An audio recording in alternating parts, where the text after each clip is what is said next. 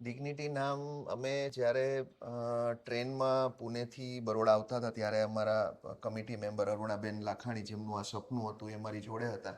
અને અમે એક નામનું સર્ચ કરતા હતા, કારણ કે જનરલી અમે એવરેસ્ટ તરીકે કોઈ પણ જગ્યાએ કામ કરતા હોય તો જનરલી કોઈ એક એવરેસ્ટની જોડે પ્રિફિક્સ કે સફિક્સ જોડતા હોય. પણ અમારે એવું એક નામ, ભાવનાવાળું નામ જોડવાની ગણતરી હતી. તો ભાવના જોડે કયું નામ જોડી શકાય, તો એમાં અમારું છેલ્લે ફાઇનલ કન્ક્લુઝન આવ્યું ડિગ્નિટી. ડિગ્નિટી એટલે સ્વાભિમાન, સ્વાભિમાન સાથેની જિંદગી. વૃદ્ધાશ્રમમાં જનરલી તમારી જિંદગી જનરલી લાગે કે તમે કોઈકને નીચે જીવી રહ્યા છો.